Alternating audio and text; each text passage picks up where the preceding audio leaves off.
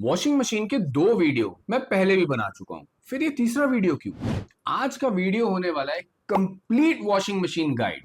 हम हर तरह की वॉशिंग मशीन को कवर करेंगे और मैं गारंटी देता हूं इस वीडियो के बाद ना आपको वॉशिंग मशीन के वीडियो की तो जरूरत कभी नहीं पड़ेगी। सेमी ऑटोमेटिक भी मिलती है, top loading, front loading, fully automatic, with heater, without heater, with dryer, इतनी सारी ऑप्शन। कंफ्यूजन होना लाजमी है। इस वीडियो को हम 2 पार्ट्स में कवर करेंगे। पहला पार्ट में हम फोकस करेंगे हैंड वॉश और सेमी ऑटोमेटिक, हाथ की धुलाई और सेमी ऑटोमेटिक वॉशिंग मशीन को। सेकेंड पार्ट में मैं आपको कंपेयर करके बताऊंगा फुल्ली ऑटोमेटिक वॉशिंग मशीन्स, क्या वो आपके लिए बेस्ट ऑप्शन है? मेरा नाम है मनु और मैं आज आपको बताऊंगा बेस्ट वॉशिंग मशीन आपकी जरूरत के हिसाब से, ना कि पैसे के हिसाब से।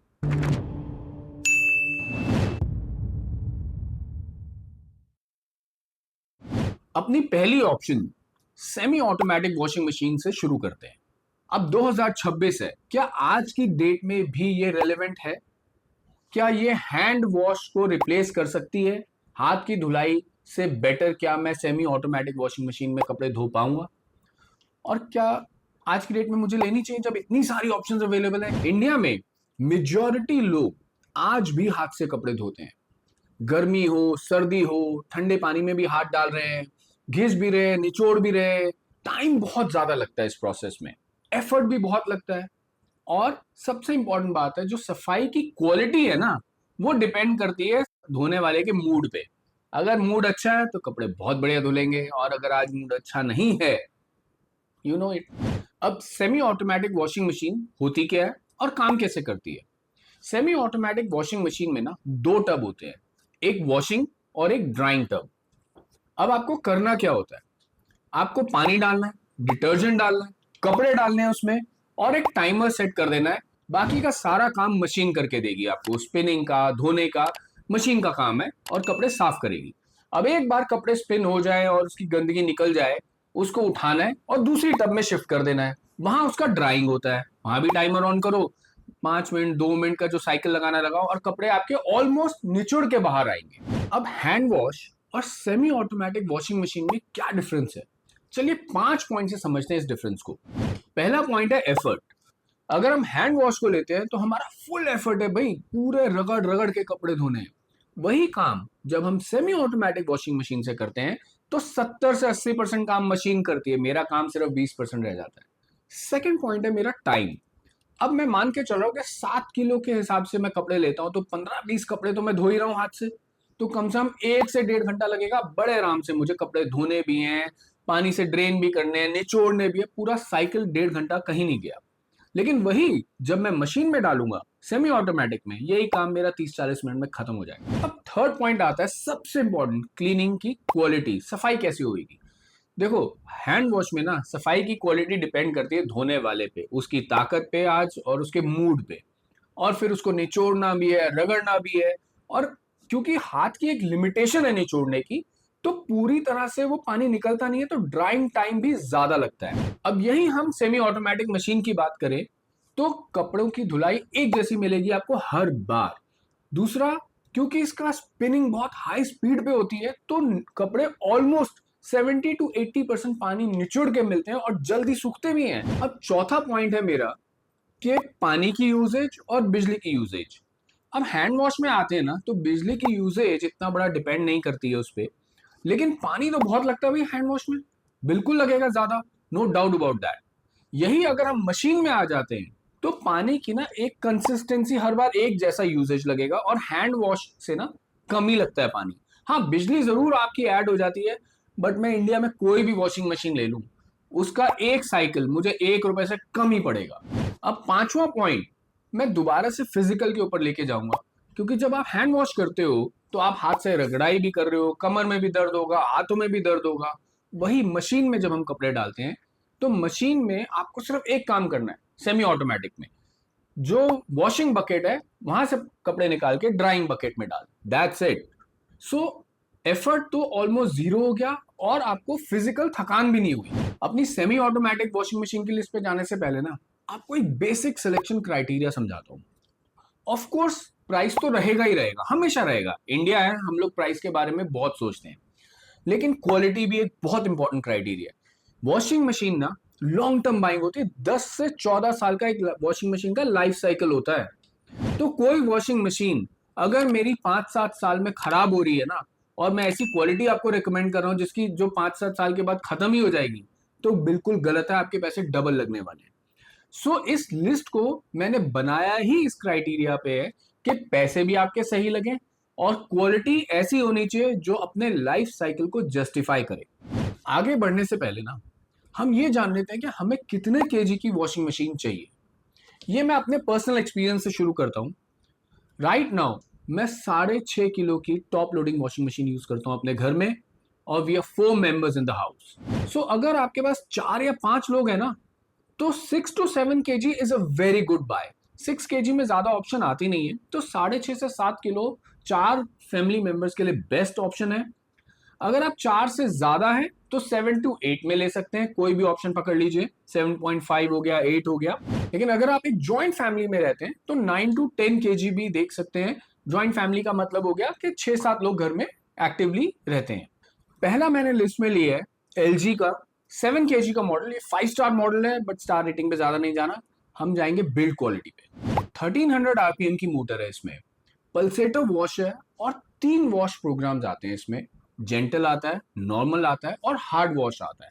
और इन सब के साथ आता है एक सोक फंक्शन। सोक फंक्शन ना किसी भी वॉशिंग मशीन की सिलेक्शन में मैंने मैंडेटरी रखा है, और मैं बताऊंगा आगे जाके आपको क्यों। अब इसका पूरा panel shock and water proof है, बहुत इंपॉर्टेंट है जब आप पानी और बिजली से डील कर रहे हैं। लिंट फिल्टर भी मिलेगा इसमें, रैट प्रोटेक्शन भी है, 2 साल की इसकी कंप्लीट वारंटी है, 5 years on the motor.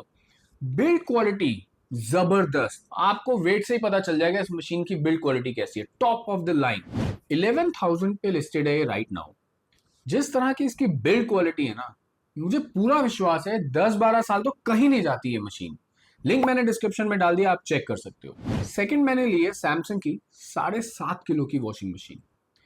1300 RPM पे ये भी स्पिन करती है। 4 वॉश प्रोग्राम्स हैं इसमें, जैसे LG में 3 थे, इसमें 4 हैं, लेकिन 2 का नाम एक जैसा, एक डेलिकेट है, एक जेंटल है, और एक नॉर्मल है, एक हार्ड है। इसमें भी सोक फंक्शन है। इसमें सैमसंग हमें बोलता है कि हेक्सा स्टॉर्म पल्सेटर मिलता है, उस नाम पे मत जाना, पल्सेटर वॉश ही है ये, बट गुड क्वालिटी है। लिंट फिल्टर इसमें भी मिलता है, रैट प्रोटेक्शन मिलती है, और शॉक प्रूफ बॉडी और पैनल मिलता है पूरा का पूरा हमें, water proof and shock proof. 2 years की कॉम्प्रिहेंसिव वारंटी मिलती है इस पे, everything is covered for 2 years। 5 years की वारंटी मिलती है मुझे इसकी मोटर पे। सैमसंग की बिल्ड क्वालिटी है टॉप ऑफ द लाइन। 11,000 के आसपास ये भी लिस्टेड है, और अगेन वेरी गुड बाय। इसी का सैमसंग का मुझे एक और मॉडल पसंद आया था 6.5 किलो का। ज्यादा फर्क नहीं है, वो 1350 RPM है, इसमें हेक्सा स्टॉर्म है, उसमें डबल स्टॉर्म पल्सेटर है। सो डिफरेंस ज्यादा नहीं है, बट प्राइस में आपको 9,000 के आसपास वो लिस्टेड है। तो अगर आपकी फैमिली छोटी है, 6.5 किलो का मतलब हो गया आपके 4 लोग हैं फैमिली में, आराम से हैंडल करेगी 6.5 किलो की washing machine. You can save money and buy it for 9,000 bucks। Third washing machine है मेरी लिस्ट पे, वर्लपूल की 7 kg। इसकी 1400 RPM की मोटर है, और 3 वॉश प्रोग्राम है, डेलिकेट, इको और हार्ड वॉश, और सोक फंक्शन इसमें भी है।